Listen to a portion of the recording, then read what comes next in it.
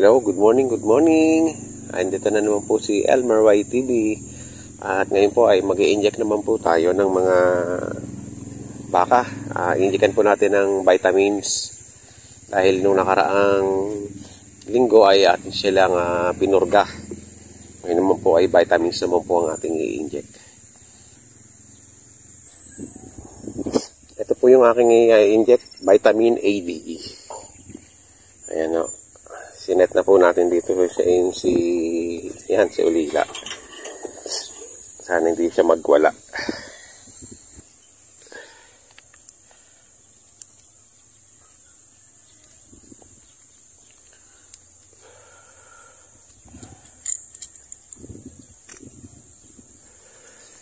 Yan. Bait naman. Lalaki na yan. Lalaki na. Ayan. Tapos na siya. Yun. Nanginginain na. Matapos turukan ng vitamins, kumakain na siya. Ito po ang ating sunod na tuturukan. Si Daniela. Ang ating dumalaga. Tagulan na ho kasi kailangan nating suportahan ng kanilang resistensya. 8 ml lang yung binibigay ko sa kanila. 5 to 8 ml daw ang cattle eh. Bata pa naman tong Ayan.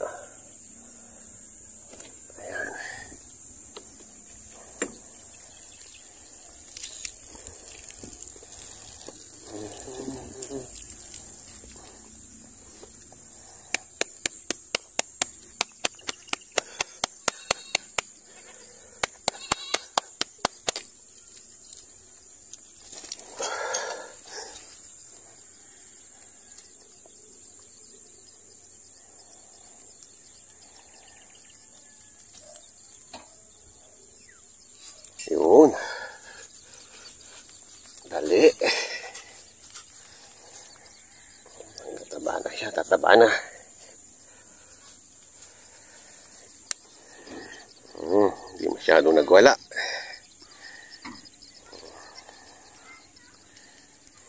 Yan. Giliw na giliw.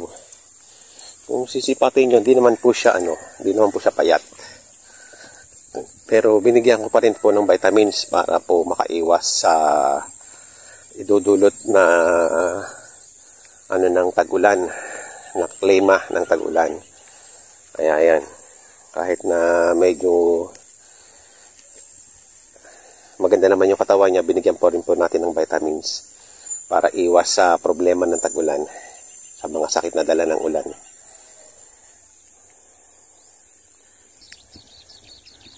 Ito na ang ating mga bulls.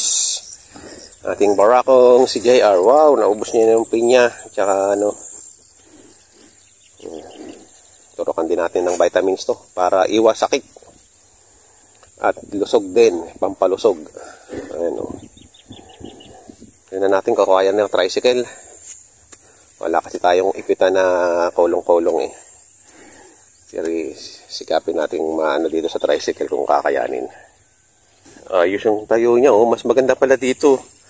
Para nang may pang-ipit. Hindi niya ako masisipa. Dito ko sa hulihan tinali. Huwag niya lang mahila. Wait lang, kuha tayo ng gamot ng vitamins.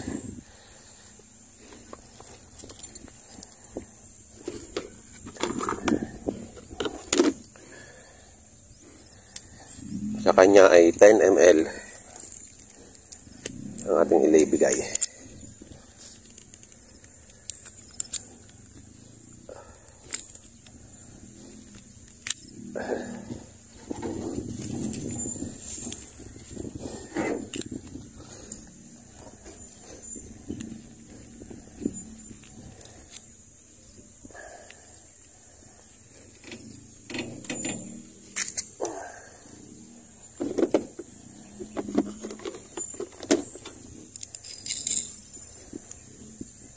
Yan, 10 ml lang kanya.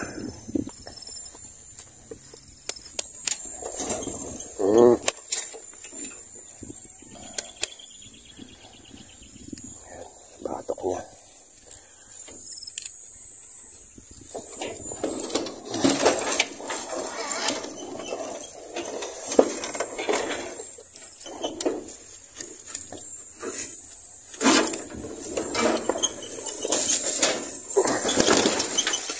Lumuhod pa eh. Natira. Galit.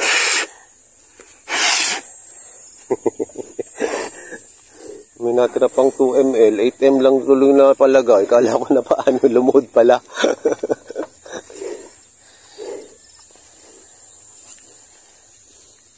Sarap ng turukan ng batok niya. Bilog na bilog. Okay na yun, 8 ml. Para hindi na madala. Nakakatuwa ang baka, ang alaga pagka ganitong lumalaki talaga. Nakakatuwang pagmasdan.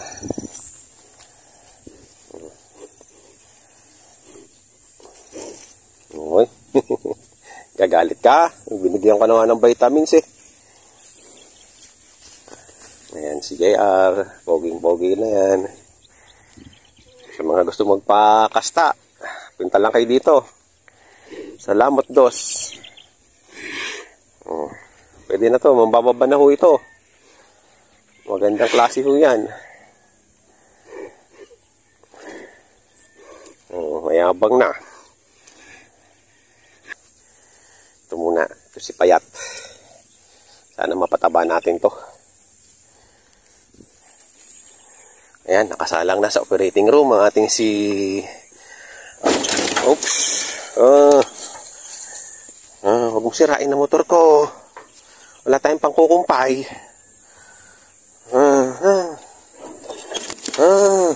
Ayan ho, mga kabaka. At nagkaroon ng aberya sa ating tricycle dahil hinila nito. Kaya dito tayo ngayon sa mga puno. Pumunta. Hindi kagaya ng isang baka, hindi niya winalwal yung ating tricycle. Ito, winalwal niya. Kaya, yan.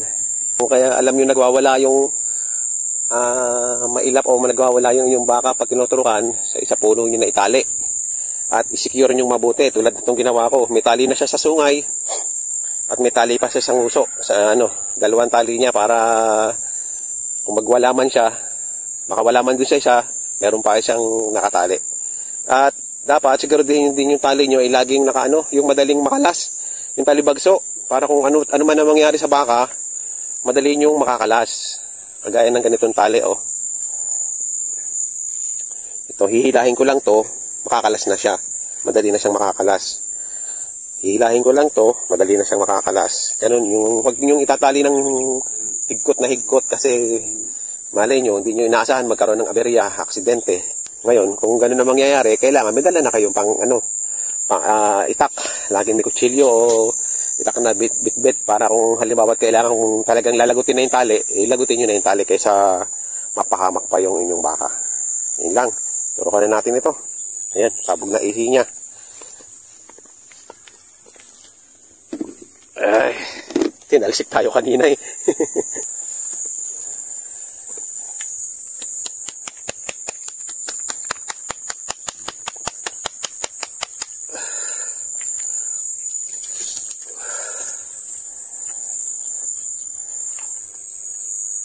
Ito na kayo nakapalag dyan.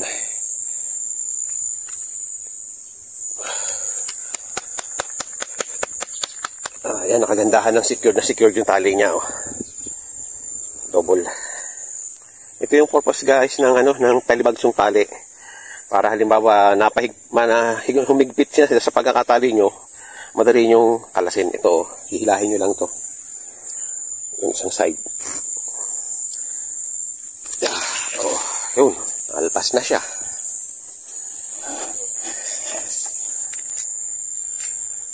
Susugan na natin. Itong bakang ito ay madagos din. Kaya sa puno na rin natin ito itatali. Hindi na natin ipagsasapa na lang itali sa tricycle. Malakas din itong dumagos.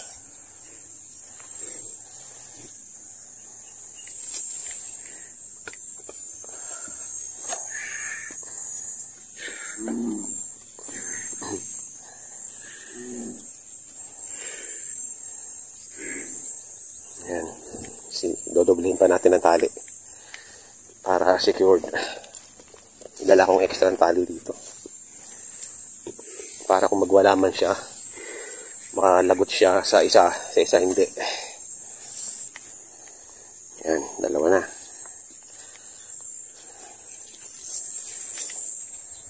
Ayan, secured na siya dyan.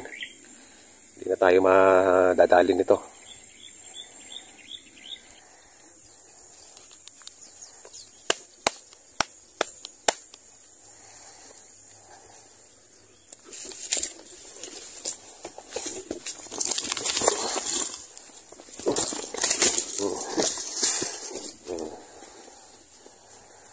Ayan, kailangan secured para hindi kayo madali.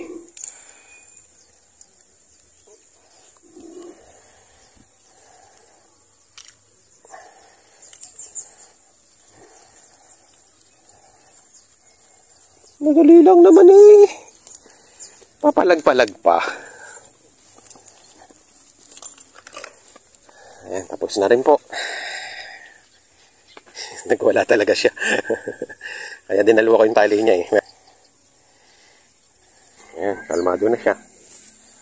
Nanininain na.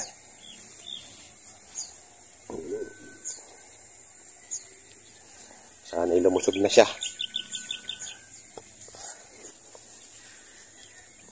Ito na yung last. Sa puno ko na lang din ito itatali. Laki eh. Baka damba na naman yung tricycle natin. Oh, tangkad na no. Pogi. Pogi yan. Pogi yan. Bait naman to. Kaya na para sure. Baka magulat din sa tricycle. Sarap ng ano ng balat to. Luwag.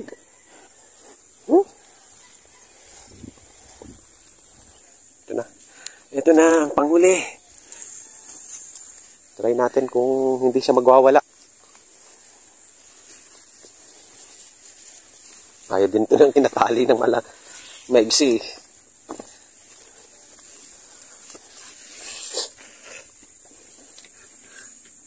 Naku, hinamay niya na yung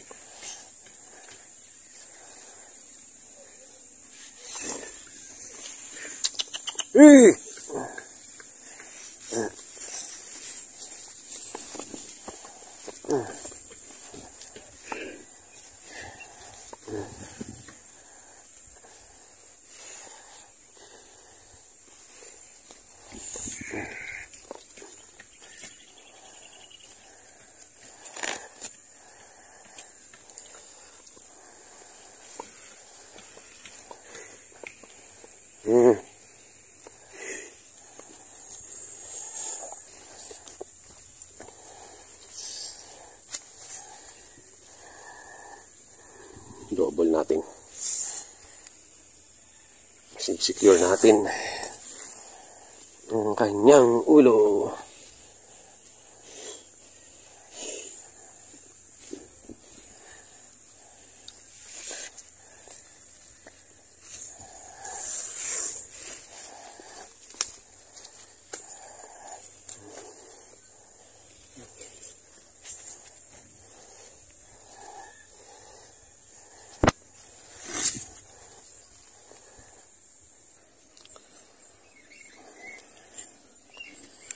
ml again.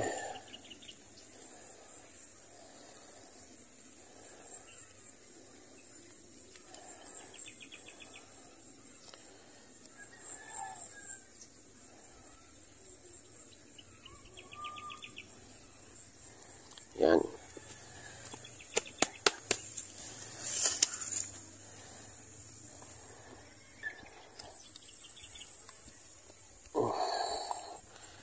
Ayan. Tapos na. Double-double ang tali niya. Meron tali sa ulo at saka sa pangilong. Baka kasi makawala. Ayan. Happy farming.